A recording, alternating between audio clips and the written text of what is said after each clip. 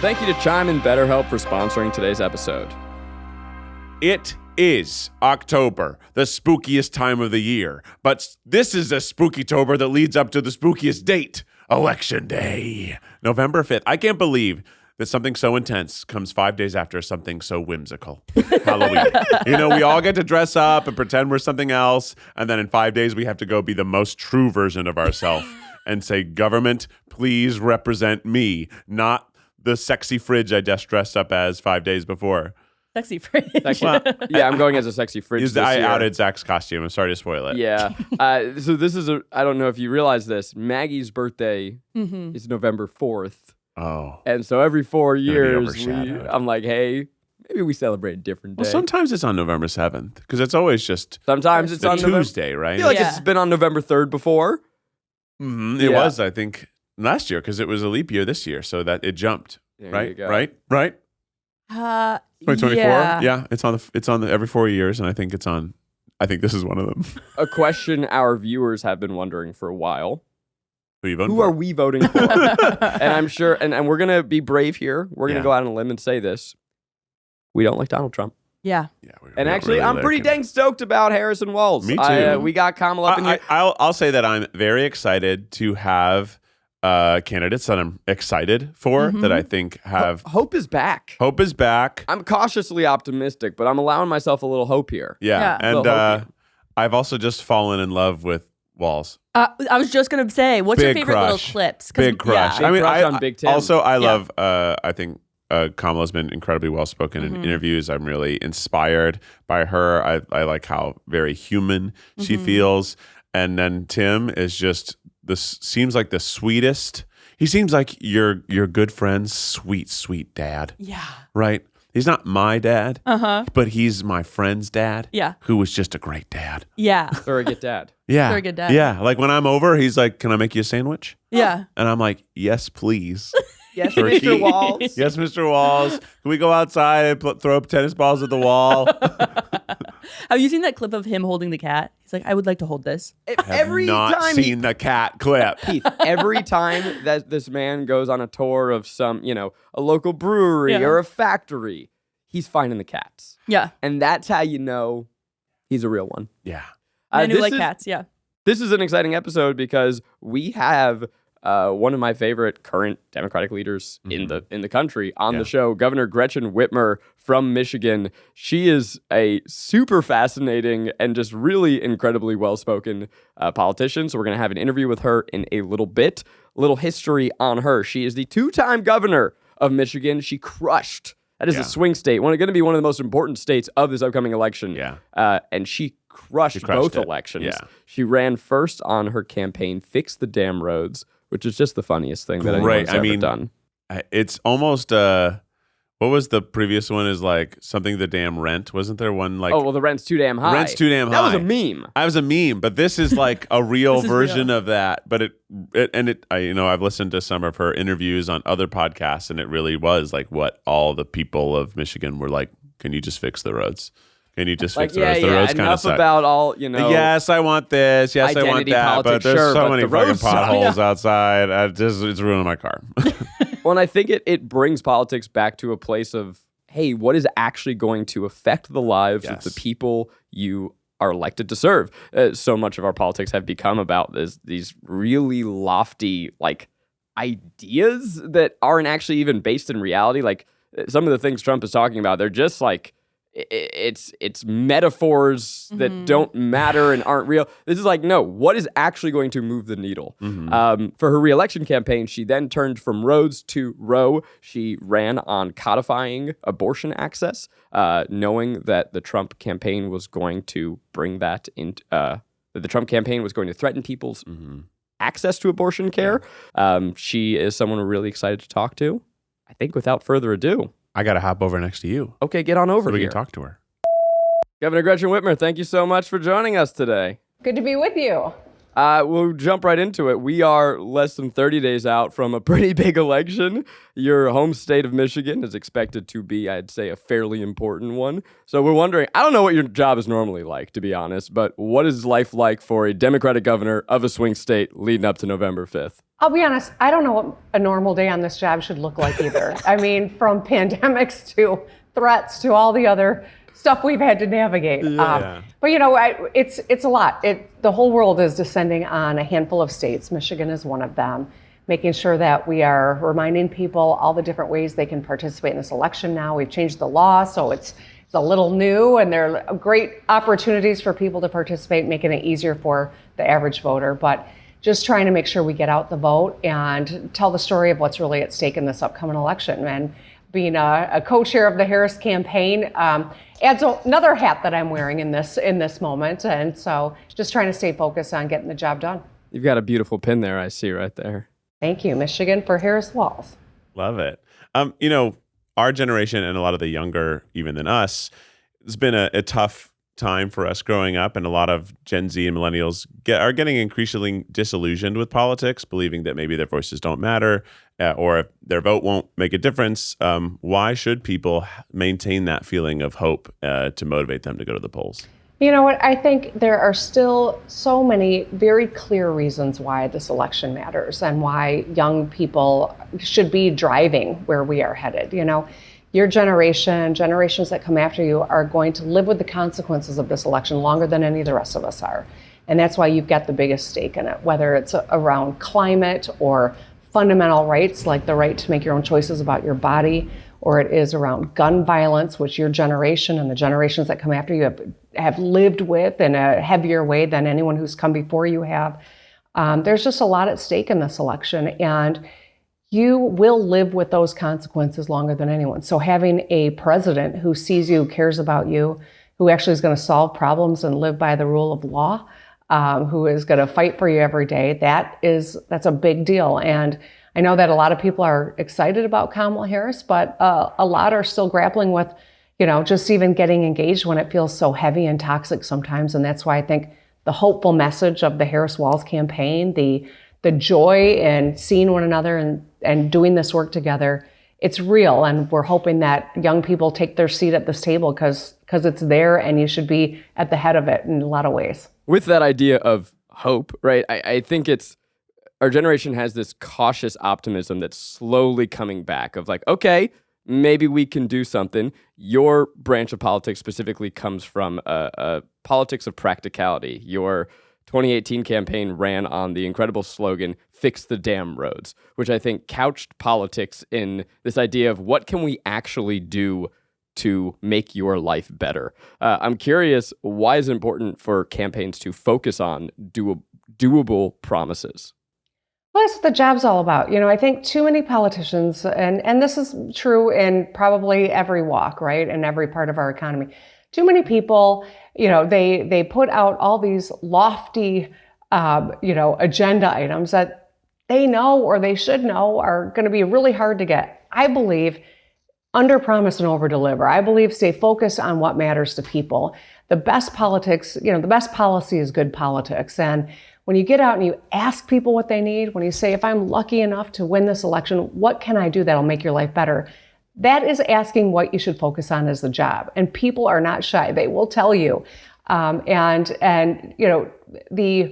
The fake fights that so many folks have to simply help themselves don't make any of our lives better. The phony issues and the lies that we are told are why so many people want to turn away from politics when we should be turning in and getting more engaged and more activated. But politicians, leaders who focus on really getting shit done, that's the most important thing, and that's what people need and deserve from their leaders.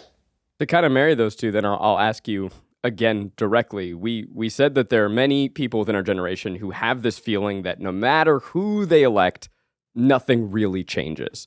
And I think you're here to say that, your campaign, but also the campaign that you're co-chairing, is focused on practical ways to make people's lives better.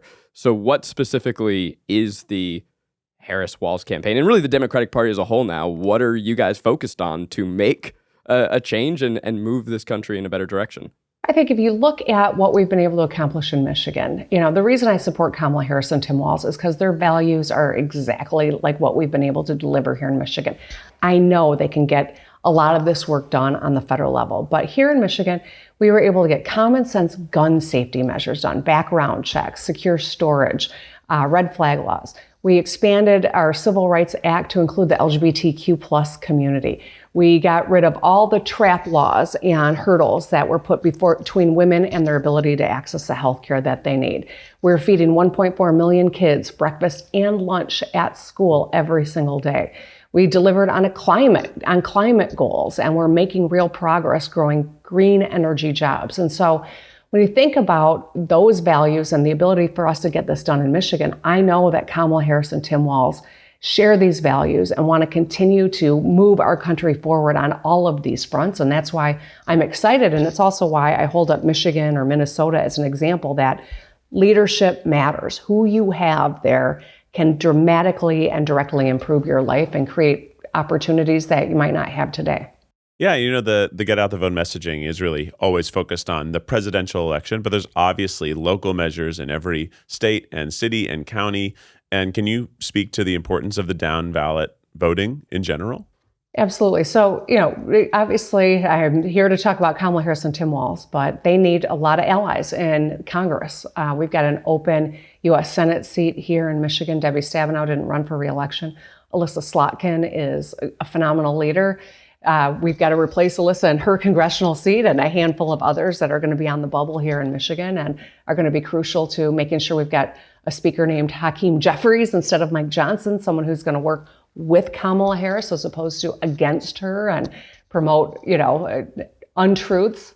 That's, a stark difference. Hakeem Jeffries is the kind of leader that we need in Congress. And then all the way down to our state House of Representatives, it matters who your leaders are at the local level too. And so that's why we're working up and down the ballot to get problem solvers elected, people who care about the people they serve more than they care about themselves, people who want to get things done and make people's lives better. We got enough people who give speeches, who like to hear themselves talk, who are willing to do or say anything. We don't need any more people like that. We need people who can roll up their sleeves, work together, and get stuff done. Turning back to the national election, we've been told, I'd say a couple elections in a row, that this is the most important election of our lifetime. Always feels like it's true. Kamala is currently running against someone who still doesn't know who won the last election. What do you see as the stakes of this current race? Well, I mean, it's huge stakes, right? This is a stark moment. We just had J.D. Vance in Michigan. Donald Trump's here a lot, too. They're already saying that they won't support $500 million investment in building batteries. That is, the car industry obviously is a huge impact on our economy here in Michigan. They go to Texas and tell Elon Musk how much they love his electric vehicles, but they come to Michigan and they crap all over the work that we're doing to transition our industry to EVs and promote all these lies. And this is about our fundamental rights. This is about our ability to continue to elect our leaders and have confidence in our democratic institutions. And it's about our economy. It's about the ability for Americans to lead the world and for Americans to have good paying jobs and a high quality lifestyle. And that's, it's about as stark and personal as it gets for us. The political divide right now, it feels broader than ever, but you're someone who's been able to prove that your home state, you can have bipartisan legislation, that can be possible. Is working across the aisle on this federal level as hard as it seems, and what might make it more possible? Well, there's a reason I've never run for an office that would take me to D.C. It's crazy there. I would say this. We've had success working across the aisle. I've watched Kamala Harris do it when she was in the United States Senate. She knows how to build bridges and solve problems together. And that's why I'm if anyone can do it, it's Kamala Harris and Tim Walz. Tim obviously served in Congress. He leads Minnesota. He has to negotiate with Republicans in his legislature. He's got the receipts as well, and they care about doing it. And one of the things I think that is really important for people to note is, Kamala Harris and Tim Walz often talk about the importance of that. Make a seat at the table for people who aren't bought in 100% to the Democratic agenda, but want government to work, want government to, abide by the rule of law, want us to be able to solve problems and build out, manufacturing in this country again. And so it's okay if you don't agree with 100% of the agenda. You'll have a seat at the table. You'll be respected. You'll have a voice that counts, and that matters to a lot of folks. And that's why we're working very hard to pull in independents and disaffected Republicans, people who are maybe Reagan Republicans or Bush Republicans, who are looking at this party now and see how they denigrate the leaders that they used to revere. And no, come on over, join Liz Cheney and Adam Kinzinger and people that see that this really is an existential moment, and we do have things that we care about that can unite us. You as governor, after a thwarted kidnapping attempt, continued to work with Republican colleagues to make life better for people in Michigan. That's not something I imagine a lot of people would be able to do, to kind of put that behind and say, it's still important for me to treat my colleagues with respect and to hear what people who voted against me want and how to make their life better. Why is that important? How do you even do that as governor? Well, it's not always easy. I'll share that. The former leader of the Michigan Senate shared the stage with some of the same guys who got convicted of wanting to kidnap and kill me. Yeah. And that it ain't fun to go back and sit at the table with them and negotiate a budget, but that's the oath of office that I took. I have to deliver things. At the end of the day, a chief executive has to get things done, right? We're hiring our commander-in-chief. She's not going to be able to hold a grudge or to have petty fights. I think about how Donald Trump led when he was president.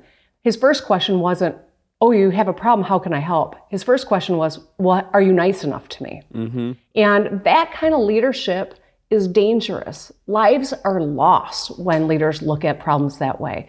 Can you imagine right now if Kamala Harris or Joe Biden said, oh, well, Florida, yeah, it's Ron DeSantis, and we don't like him. Let's not help them in this crisis. They would never do that. They took an oath to serve the people, and that means all the people of this country, regardless of who their local electeds are. And I think that's just one really important example of why we do need a commander-in-chief who cares about all Americans and is going to not hold grudges, but going to get back to the table every single day and get things done. Yeah. We'd love to turn the conversation to abortion access and reproductive freedom. It's on the ballot this year directly, with 10 states voting on abortion access, but also on a national level. During Trump's last term, he appointed 3 Supreme Court justices who then overturned Roe v. Wade. They're now suggesting that abortion should be a state issue in lieu of an explicit national ban. But in totality, this is threatening to undo over 50 years of progress. You have said abortion is healthcare. Tell us why you believe that. Well, one of the things going into my reelection in 22, we had abortion rights on our ballot. We amended our Constitution. I was on the ballot. I got question after question about abortion and also about the economy. And one of the questions I got frequently, and, I'm a pretty disciplined messenger, and I'm not quick to boil. I'm a pretty cool cucumber. But about the 1,000th time I got the question, hey, are you talking too much about abortion? Shouldn't you be talking about the economy? I said, okay, if you don't think abortion is about the economy, you probably don't have a uterus. The most important, profound decision any of us makes over the course of our lifetime is when and whether or not to bear children. It has the economic consequences that dwarf anything else that any other decision we'll make in our lifetime. And so it is about the economy. It is about the ability to design the life that you want, to make your own decisions, to access healthcare when you need it, regardless of the circumstances that brought you to the moment of needing it. The personal health crisis or desperately wanted pregnancy that goes wrong, or an unplanned pregnancy that you're not able to take to fruition for whatever reason. And that's why when we talk about abortion care, it is really basic health care for women in this country and our families. And that's why it matters. And that's why it's also an important, crucial economic issue too. Why do we wait for a payday? Life doesn't wait for you to get paid, so why should we? When you're in control of your money, you can reach your financial goals easier and still have the occasional little treat. With a Chime checking account, you get access to products like MyPay, which lets you get up to $500 of your pay between paydays with no credit check, no interest, and no mandatory fees. Learn more at chime.com/tryguys. Sometimes you need money now. I certainly have had my unexpected medical things pop up. With Chime, they allow you to overdraft up to $200 fee-free with SpotMe. Join millions of Chime members who are working on financial progress. You can get covered on debit card purchases and cash withdrawals with SpotMe. Take more control of your finances and stop waiting for payday. Open your account in minutes at chime.com/tryguys. That's chime.com/tryguys. Chime feels like progress. Banking services provided by the Bancorp Bank N.A. or Stride Bank N.A. Deposits are FDIC insured through the Bancorp Bank N.A. or Stride Bank N.A. up to applicable limits. MyPay line of credit provided by the Bancorp Bank N.A. or Stride Bank N.A. MyPay eligibility requirements apply. MyPay credit limits range $20 to $500. $2 fee to get funds instantly. SpotMe eligibility requirements and overdraft limits apply. Fees apply at out-of-network ATMs. This show is sponsored by BetterHelp. October is the season for wearing masks and costumes, but some of us feel like we wear a mask and hide more often than we want to. I know I relate to this. I was wearing a mask all through middle school and high school, and once I started to lean into who I am, and honestly, away from who I'm not, I became a happier person overall. Therapy can help you learn to accept all parts of yourself so you can take that mask off, because masks should be for Halloween fun, not for our emotions. I love having therapy once a week. It's a time to get in touch with my emotions, check in, say, hey, Zach, how we feeling this week? I don't know, Zach, let's talk about it. If you're thinking of starting therapy, give BetterHelp a try. It's entirely online, designed to be convenient, flexible, and suited to your schedule. You just fill out a brief questionnaire to get matched with a licensed therapist and switch therapists at any time for no additional charge. Take off the mask with BetterHelp. Visit BetterHelp.com/tripod today to get 10% off your first month. That's BetterHelp, HELP.com/tripod.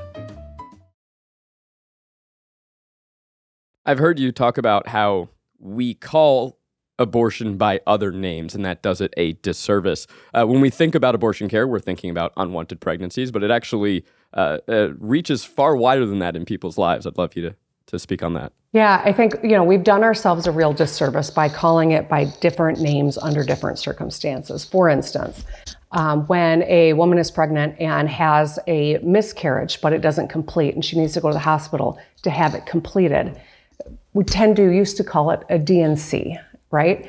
Dilation and curettage. This is an abortion. And so we need to demystify and talk about it as abortion care. When a couple wants to start a family through IVF and they implant a number of embryos in hopes that one of them implants and can be brought to fruition. Sometimes they will see, okay, they're all looking to mature. Let's increase the odds that one of them actually does result in a live birth. So we'll get rid of the others. It's called selective reduction. It's an abortion. We are aborting, an embryo. And that's why it's so important that we call all of these important moments in people's lives by what they really are and not sanitize it for someone's sensitivities. It's abortion in all of these circumstances. None of us knows when we may need this kind of care, but it should be accessible to every single one of us. And we shouldn't be watching women dying in parking lots like we have seen as a result of the Dobbs decision. I think I saw a statistic, it was 65,000 pregnancies have resulted from rape in states that preclude a woman from accessing abortion care. I mean, it's horrifying to think about women who have had the worst kind of violation, and then the state is doing it to them again by taking away their ability to make the decision on what happens next. Yeah, absolutely. I mean, I just want to say that hell yeah. I love hearing you speak on all this. I think it's absolutely the right thing. I think, as guys, it can be hard sometimes to truly understand that, but I think you're speaking about it so wonderfully. And I think we are lucky enough to have women in our lives who help us understand these sorts of things. But how do you reach even more people to help them understand this kind of messaging? Maybe the people who feel like, I'm probably not going to get pregnant, or I'm not going to do this. How do we help them understand that this is just as important to them? Yeah, and you won on abortion in a swing state, right? You were able to bring both sides together and say, hey, we're running on this, we're going to win on this. So what do you think the national stage can learn from that?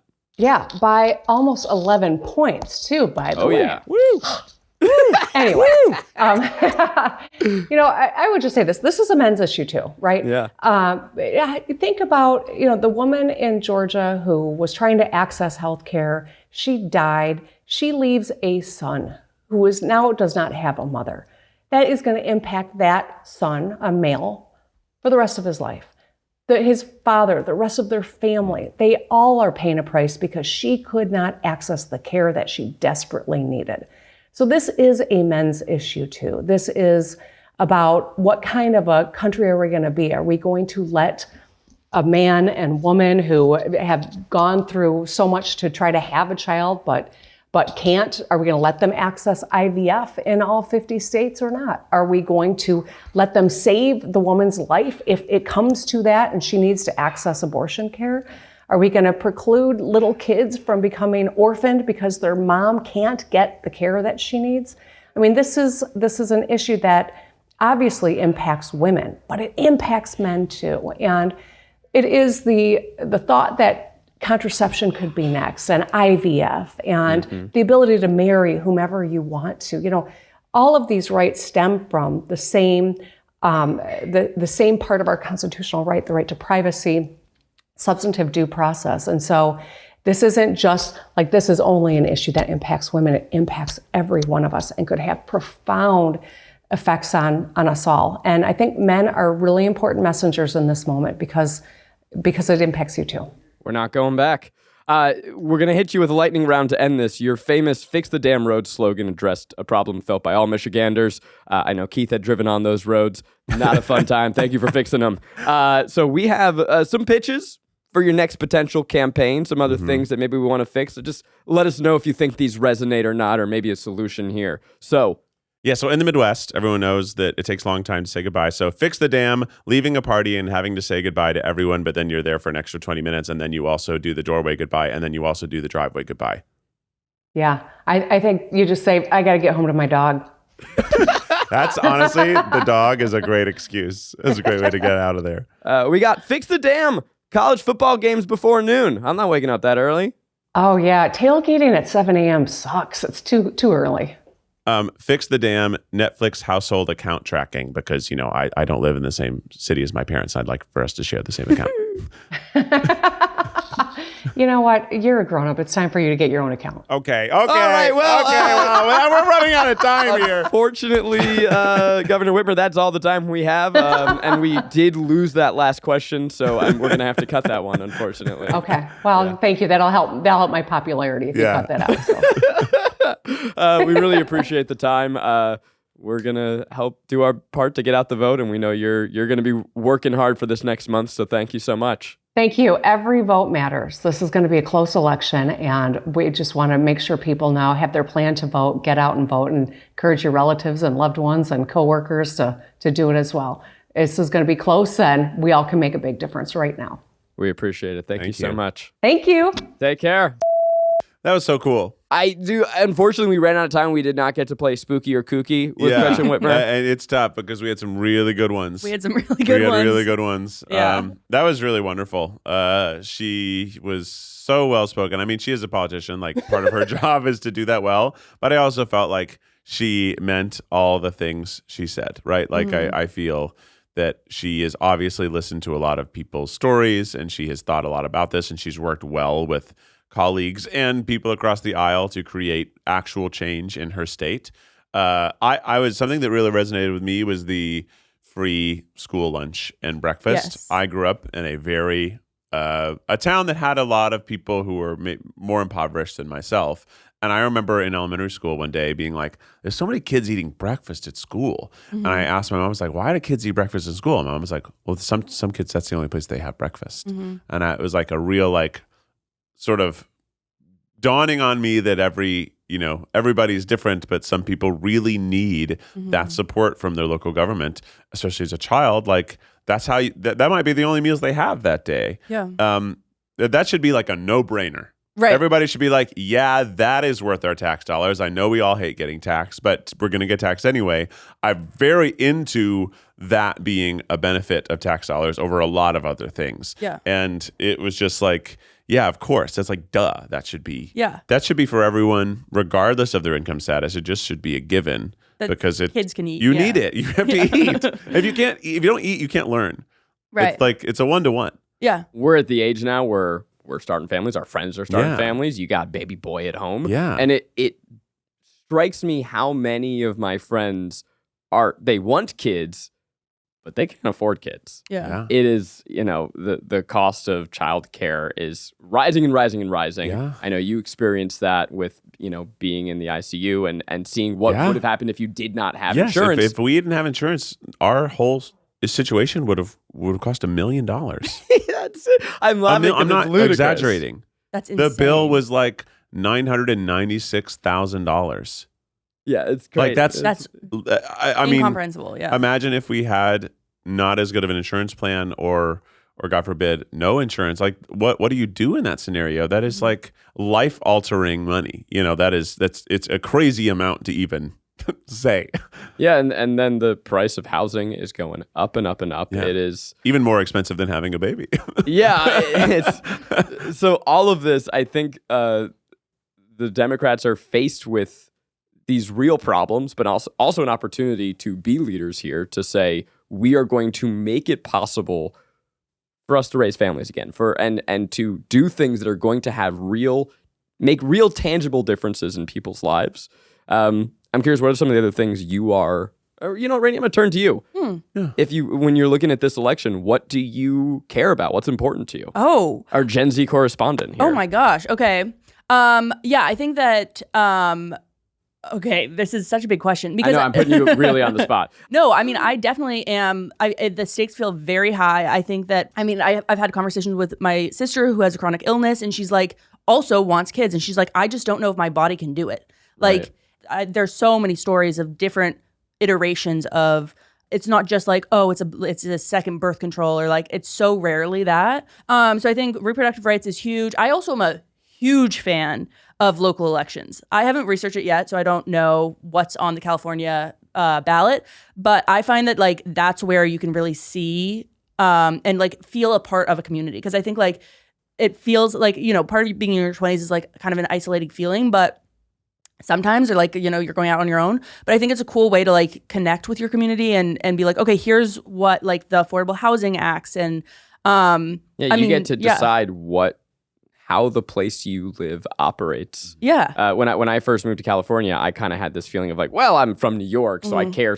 I don't care about what's going on here. And it took me like an election cycle to realize, I just fully didn't vote on my own quality of life. Mm-hmm. I just said, oh, up to you guys, whatever you want. Yeah. And that is such a thrown away opportunity. Like, no matter what, if you are listening, for the love of God, vote in your local elections. Mm-hmm. Take the hour to research what's going on and what's on your ballot and who's paying for each initiative, because some of them have very misleading names. Yeah. It'll be like the Act for Affordable Childcare, and it actually is trying to make childcare And there will be more another expensive. one called the Affordable Child Care Act.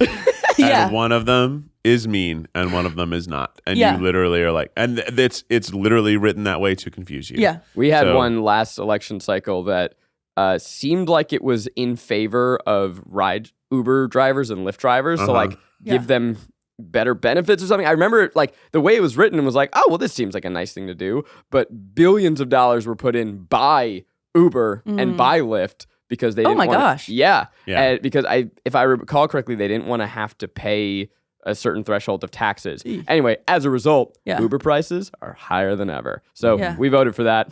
Way to go, everybody. Yeah. That's what happens. Yeah.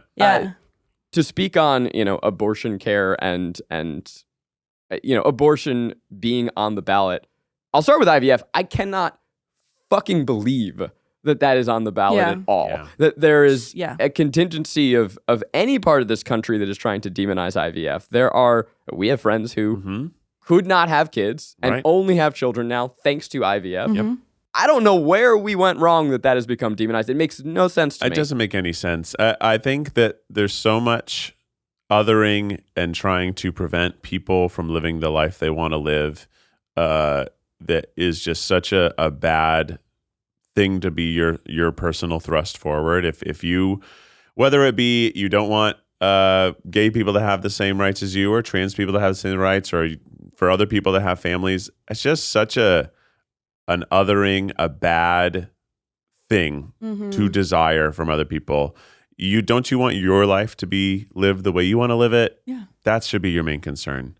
You should not be concerned with stopping other people from their joy or whatever it is. It's just such a bummer. Yeah. It's a bummer. It's such a bummer. It comes from fear and fear-mongering and, as you said, othering. It makes no damn sense to me. Makes no damn sense. With abortion and abortion access, there are 1,000,001 reasons why someone may want or need an abortion. Yeah. As we already discussed, having a kid is super freaking expensive. Right. It can ruin your life or your family's life if you already have a family of two, and now you are faced with an unwanted pregnancy. That, what about the quality of life for the family that is here? I've heard Gretchen Whitmer talk about when she was on the Senate floor, when she was meeting with people in Michigan, there was a disabled woman who was in a wheelchair who shared that disabled women are disproportionately affected by rape. They are the most susceptible to rapes. And for that woman, if she were to get pregnant, if she were forced to carry to term, it would kill her. Yeah. So there are all of these reasons. And frankly, whatever someone's reason for wanting or needing an abortion, none of your damn business. Yeah. None of your damn business. The statistic that stood out to me is that when Roe versus Wade was passed in 1970s, the abortion rate stayed the same. So it's not that like they're preventing abortions, it's just giving access to safe abortions, and like women were dying when they were performing unsafe, or like they were performing them themselves, or they got it in an unsafe way. And so it comes down to, like, I think it's such good branding of pro-life, but it actually isn't. Like, it's sort of a twisted, like, is it pro-life? Like, that's what always catches me. It's always felt actually very anti-life to me, right? Yes. It's we don't care about you. We care about this Pro-birth. Pro-birth. Yeah. And it feels very pro-control. It's that's truly what it is. It's taking a piece of religion and warping that into identity politics. But ultimately, what we're talking about here is controlling people and what they can and can't do with their own bodies. And specifically, I mean, it's controlling women. It's controlling women. Yeah. There's no legislation that says that a guy has to do anything or can't do anything with his body, right? It's no guy in any sort of political office has ever had to deal with anything remotely close to that thought. But it's something that, girls from the age of like 12 and 13, you start having periods. You start being aware that you are different from other people, and then you start also getting the education that, like, hey, you got to defend yourself because the world's kind of against you. Yeah. And that's so fucked up. And I'm so excited for the opportunity for a woman president, because I think that it's way past time that we have one, but also, like, I think that knowledge of having to have fought for yourself for so long is such a good quality in a leader. And I'm hoping that it will also empower so many more women to fight for themselves, and also create a government that doesn't require them to fight for themselves so hard, but rather is supported. It's interesting you bring up the fact that we are, on the cusp potentially of our first female president. It doesn't feel as much the narrative this time as opposed to when Hillary ran, and maybe because we all still have PTSD about when Trump surprised us. Yeah. But this election does feel like gender is very at the forefront, but specifically from the Trump-Vance side. There is this performative masculinity. It almost feels like the Revenge of the Sith of toxic masculinity trying to make its last hurrah. Yeah. We don't have enough time to fully break that down. I don't know what it is. I wonder if there is this feeling of young men in the country, like, they're scared, they feel like they're losing their place, and so they're turning to leaders like Trump and Vance in all the wrong ways.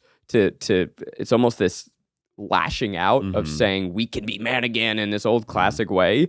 The reason I'm excited for people like Tim Walz is I think it's introducing and reminding that there is room for kind masculinity, for men to be strong and helpful but comforting, and that you don't need to be a super douche. You don't need to control other people to prove your value. You don't need to have this machismo to be a man. You can coach football, you can love classic cars, and you can care about your son when he's sad. Yeah. All of those things are totally things you can do and still be a super manly man if that's what you want to be. You can hold cats. You know, you can change your own oil. Like these are not mutually exclusive things. Yeah. And yeah, I mean, to just go back to what we said at the beginning, I love Tim Walz. I think he's a wonderful representative of what that generation of dad and man actually is. I think we've had a false narrative of those guys from the Trump years, and I think some of those guys did get swept up in that first Trump election of thinking that was the right way to think. But I know these Midwestern dads. I live there. I know these Southern dads. I know who these guys are, and I think they actually really do care about their local community. These are the people who are like throwing pancake breakfast with the fire department. Yeah. They care about people. They really do. And I think that they are seeing that I'm hoping they're seeing that this new opportunity for leadership actually represents them so much more and who they really are. Yeah, I'm thinking of, I was listening to a Gretchen Whitmer interview and she was being asked about like men turning to Trump, or the interview question was, men are sort of, are being told they're bad over and over again. Like, oh, I hate men, like all that. And I think that Tim Walz provides this, like, no, we don't hate all, like, it's not men as a whole. It's like this performance of masculinity that like is violent and bad. Like, I wonder if that is, you know, I'm not going to say that BuzzFeed is responsible for that, but there was certainly when we were coming up, there was this, am I able to talk about this eloquently and intelligently? Like when we started out making videos, I think there was so much of reclamation of gender that so much of the messaging out of BuzzFeed was men are bad. And what I think we tried to do was to show that toxic masculinity is bad and that there are other pathways. But, you know, I think about and wonder about the responsibility that our colleagues shared in that cultural messaging that out of this era of Obama hope, did that push people to the fringes. Right. I think what we all can agree on is that bad men are bad. Yeah. Right? But I do think there were times when the narrative, whether it was a joke or not, was men are bad, fuck men. And I think that some people didn't understand that was meant to be fuck negative actions or big toxic masculinity because the narrative was simplified to a fuck men. So I think a lot of people heard that and was like, well, fuck you. And I understand how they think that. I hope that people are seeing now that wasn't the intention and that we have there's great male leaders. Yeah. Absolutely. There's great guys. Very brave of you to say. I know. Thank you. And also I'll say there's bad women too. I think what's most important is obviously not your gender, but your character. What are you doing to help the world? Who do I want to lead me? I want someone who cares about me, who cares about the people who need caring about, even more than me, because I probably need less care than other people. And someone who's going to help our economy, someone who's going to help the people who need help. That's it. That's really it. Yeah. The government is there to serve the people. It's there to create infrastructure. The government is there to create a society that people can succeed within. Yeah. The government, if there are people who are not succeeding, the government is failing. Well, I was just going to say, I also want someone who makes sense. Because I feel like the Trump years for me were like, wait, what is going on? Yeah. And it was so... It was embarrassing. Right? To the world for us. It was embarrassing. I think we've all forgotten how deeply traumatizing and troubling that was. Like, I don't believe in voting exclusively against things. You want to vote for things. Yeah. But for the love of God, vote against that. Yeah, it's true. Yeah, no, I just like when Kamala speaks, it's like, okay, got it. Like I understand, even if I don't agree, like it like there's some logic and some sense there, which I am excited by. There is at least merit and ethics behind what she believes and reason behind what she believes. I don't agree with her 100%, 10 out of 10 times. And by the way, I don't either. Right. But at least I know that she is guided by a belief that she's trying to make the country a better place, as opposed to Trump, who I genuinely believe only cares about himself and his billionaire buddies. Yeah. I remember when I went to Vietnam, we were doing this one hike, and our tour guide was with us. And it's like, serve for America. So, how did that happen? Yeah. And I was like, I don't really know, man. I think that a lot of people, I think he just managed to, there was definitely a lot of internet propaganda that misled a lot of people. But he's like, yeah, obviously we don't like him, but I think we were mostly just confused how it happened. Like the globe was like, how'd that happen? Yeah. Because America, presents this, we've got our shit together. We're a very established country in the world. We have typically a strong economy. We have great import and export around the globe. Like people rely on America a lot, just as we rely on other countries for goods. So they were just kind of surprised and disappointed. And same. And I was like, us too. We were surprised and disappointed. I'm going to spring this on all of us. I haven't even thought about my answer, frankly. But what do you say to people listening? We have a very progressive audience, right? And so I would say most of our audience is more progressive than the Democratic Party as a majority. Gretchen Whitmer identifies as a progressive. She's badass. But look, I'm not going to lie. The Democratic Party is a little more centrist than I would like it to be right now. So what do we say to people who are like, hey, I don't want to vote because I feel like no matter what happens, one, nothing actually gets better. Nothing actually changes. These motherfuckers are playing too centrist and not standing up for what matters. I know a lot of our listeners really care about what's going on in Palestine, and they like that at least now the Biden-Harris administration is talking about humanitarian crisis, but they'd like to see them go a lot further.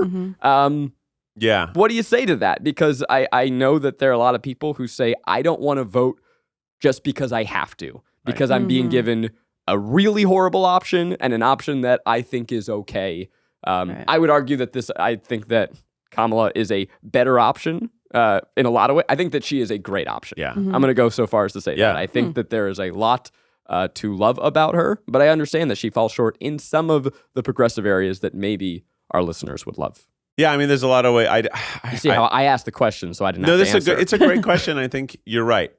There's no such thing as a perfect candidate, though. We've never had a perfect candidate for any office ever. And there's always going to be things you want more from your candidate, but not expressing your voice is not the way you're going to get that to happen.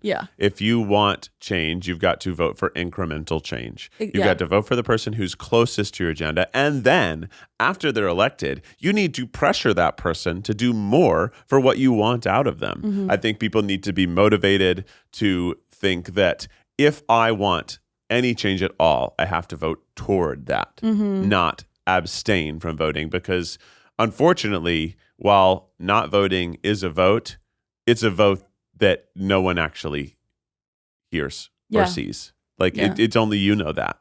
And then what happened before, I had friends who didn't vote in the election where Trump got elected. And then I know those people a couple years later were like, I was wrong. Just because because they wanted Bernie Sanders. So Bernie Sanders didn't get elected. It's like, I'm not going to vote at all because now my candidate's not who I wanted. And it's like, I understand the hurt that you wanted more progress than was possible, but what we got was way more regression. And I know that's not what you wanted. So think about your future self. Think about 2 years from now, 4 years from now, 8 years from now, 12 years from now. The decisions we make this coming month could impact a lot of people for a really long time. I think how far we went back with just 4 years of a Trump presidency, another 4. I just don't even want to think about what that reality is. It's unfortunately a lot easier to break than it is to build. It takes it takes one simple vote to undo 50 years of progress. And again, the president has the power to put in these Supreme Court justices, and those people really run law. Right. Yeah, I mean, if for no other reason, look at what Trump was able to accomplish with appointing Supreme Court justices. That is a very important role of the president. Very important role. Biden was a better president than anyone wants to give him credit for. Yeah. That is, he's not a fun president to support. And I think that his biggest failing as a president is, frankly, one of the most important jobs of the president, which is communicating and communicating your successes. It is why he was not fit to run for re-election. It doesn't matter your record. It matters how you communicate that record. But I do believe that we were better off with him than we were certainly having Trump for another 4 years. But so much better. If you look at the last 4 years, we have, the number of Americans who were uninsured hit an all-time low. We signed people up for Medicare. Or we signed people up. Yeah, we signed people up for Obamacare. Salary increases outpaced inflation. The cost of living is going down compared to where we were when the pandemic began. They had one of, if not the biggest investment in green energy and renewable energy. These are steps in the right direction. Right. And as much as I also would love really radical change overnight. But leaders have to lead this entire country. Right. It is not a job I envy at all. Every president ages like crazy. It's like this crazy study of how the stress literally ages them like at a 3x factor.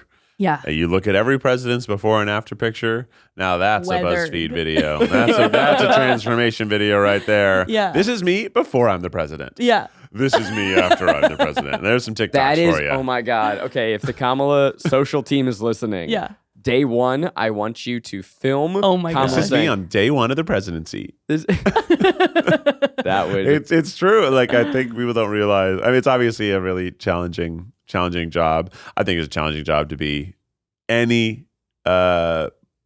honestly, any political leader, whether it's a mayor, a governor, a congressman or woman. Like, I think it's challenging. Yeah. But certainly the president, you're the ambassador of our country to the world. Yeah.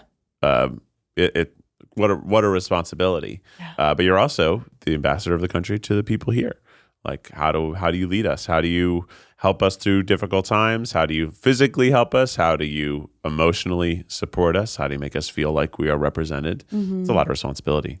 This new rising branch of the Democratic Party that I think Gretchen Whitmer and Tim Walz represent, one, it's kind of like the Midwest princess power, which I've been a coastal baby all my life. Yeah. I'm having kind of Midwest FOMO over here. Yeah. I'm thinking Wisconsin's looking pretty good right now. You got to wake up early, get picked up in a pickup truck, go to your local gas station, have a sausage biscuit, and then head to a little harvest festival. In your local downtown. I'm ready to be the star of my own little Hallmark movie. Yeah. Move from the big city. Truly. Find myself a Daddy Tim Walz and Wow. get whisked away on a cider-filled adventure. What was I saying? I don't know. I don't know, man.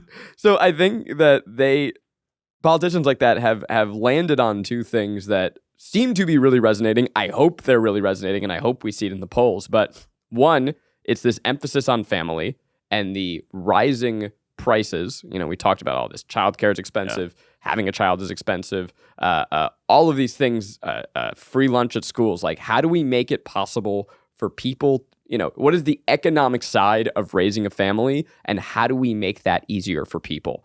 That is such a slam dunk to me, and I'm really happy to hear them prioritizing it. And then the other is almost this interesting inversion of 80s era Republicanism, which was, that used to be all about small government, stay out of my damn business. That was the Reagan campaign, right? Get out of my damn business. I'm paraphrasing. I forget what it actually was. I wasn't alive. Yeah. But now it is taking that towards social issues and saying, big government is important to do all these structural things that are necessary. We have to build infrastructure and utilize government to make a difference in people's lives. But when it comes to who you are and what you care about, keep government out of it. And that is, it's really fascinating to see them almost invert and weaponize this old Republican saying of get out of my damn business. Leave me alone. do what you want to do. Let your neighbor be who they want to be. I don't care if you're gay or straight. Whatever you do is okay. And fuck yeah. Yeah. The next point I have is in terms of the ballot itself. We touched on it a little bit, but I just remember like the language kind of makes you feel dumb a little because you're like, wait, this is so convoluted. But I remember last election cycle, my friend was doing it with her parents, and she was like, my dad is a federal judge, and he couldn't figure it out. Like he was looking up all this stuff. So I think like, I guess my point is like, if you're feeling like overwhelmed, that's intentional, and everybody feels like that. I guess we talked about this already, but like spending 2 hours of like listening to a podcast. Make it fun. Yeah. Bring your friends over. Do it as a group. Yeah, talk. Maggie and I will look at 2 different voter guides and compare knowledge.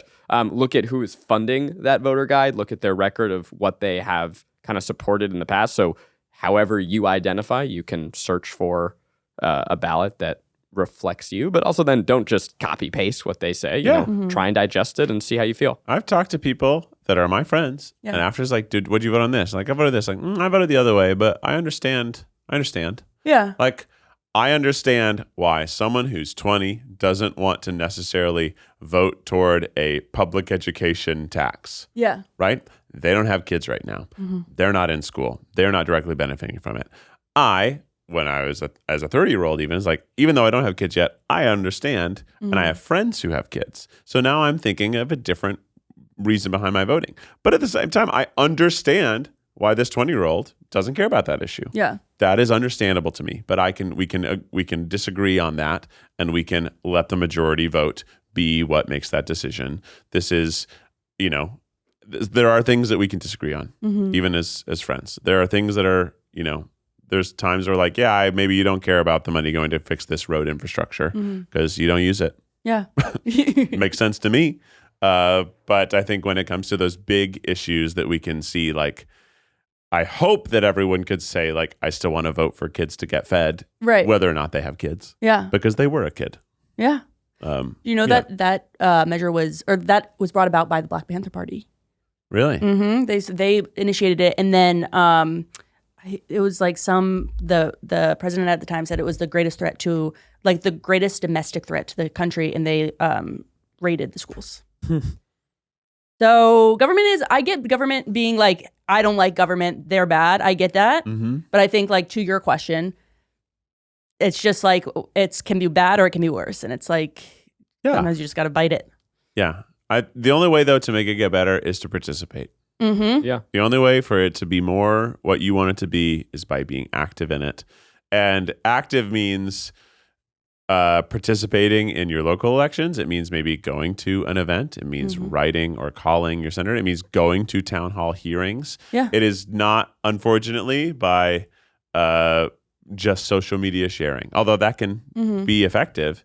But that's not the only way you're going to elicit change. So if you really, really want to see change, you've got to participate much more actively than the simplest way. Yeah. And I'll tell you, if you share something on your story and you go, oh, I feel good, challenge that feeling. That means that you may actually just be doing that because it gives you this feeling of, great, I'm off the hook now. I've done my part. Yes. It's tough. And I understand that it's tough. I'm guilty of it. And it can feel like you can't make a difference. And ultimately, that is what the people who don't want differences to happen want you to feel. Yeah. Yeah, they want it to feel convoluted. Yeah. They want it to feel impossible. They want it to feel like a slog. Guys, I'm just remembering, like, Trump tear-gassed people on the White House lawn. Yeah. I don't mean to be alarmist, but, like, just think for a second where we were during the Trump years. Right. Yeah. Think about the National Guard being positioned against peaceful protesters. Think about the over 1 million Americans who died from COVID because we had no infrastructure against disease. Yeah. Think about... And he just denied that it was happening for forever. Well, he intentionally carved out that part of the government and said, we don't need Got rid of the pandemic response team. Yeah, thank you. That's the word I was looking for. Then just for the first full year was like, this is not a big deal. It's the flu. It's nothing. And it's like, what are you talking? People are dying. People are dying, Donald. Think about think about the Dobbs decision. Think about the way that he has demonized our local elected officials, the way that he has made us a joke on the national stage. He's ridiculed every person who has worked with him. Yeah. People who've worked with him stopped working with him after about 6 months. And then he, he calls them pussies. If I'm being quite frank, that's what he says. Yeah. Like he has insulted, he's called his people who praise him for some reason, he's called their wives ugly. He is a mean person on the inside. Yeah. It's chaos. He is so hateful. Yeah, he's racist. So demeaning. Yeah. It's just he doesn't care about the people who care about him. After we got Trump, it has taken this term to undo that mess. We are starting to come out of that fever dream. I know it feels at times like politics is fucked, that the country's fucked, that there's nothing we can do.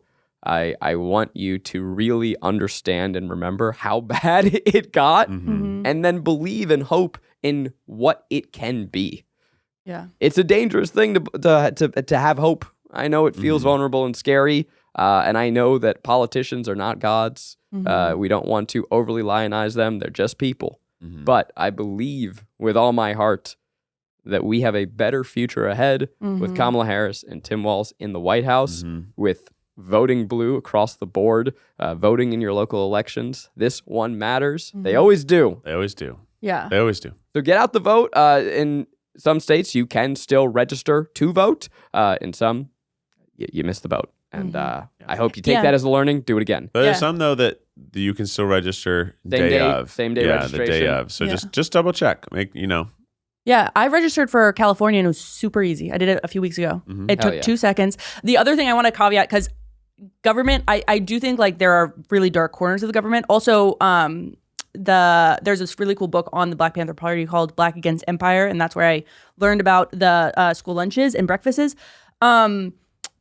But while government is like, there is dark corners, there also are like these, I mean, it's the Fred Rogers thing of like, look for the helpers. Like there are a lot of people really working adamantly. And I think like in terms of local elections too, I was an intern for the State House and the Treasurer's Department, and they do great work. They work really hard. They care about, like, it's not all evil, but there are evil, like the threat is there. And I think that's why voting is so important, is because like if the wrong people get in it, then it's going to sour really quickly. I mean, look at Governor Gretchen Whitmer to bring this all full circle. That is someone who literally had colleagues plot to kidnap and murder her. Yeah. And she is still in there every single day trying to make people's lives better, just trying to fix some damn roads. Just trying to do those things that are going to touch people and their lives every single day. Look for the helpers. Yeah. And I guess when I say that if you want change, take action, I'm not suggesting you go kidnap anyone. And by the way, we were all wondering if that's what you meant, and I appreciate it. I just want to make sure I clarify. Yeah. Don't kidnap people. Okay. Well, you heard it here first. Yeah, you heard it first. I'm the guy who lets you know, don't kidnap and kill people. All right, Keith, can you hit us with the special voting theme song? Get out the vote. Put that ballot in the box. Get out the vote. Put that ballot in the box. Then get your sticker and put it on your shirt and go to a bar and flirt. It's the drive-on. Yeah, if you see someone with an I voted sticker, hit on them. Get them laid. Have a good ass week.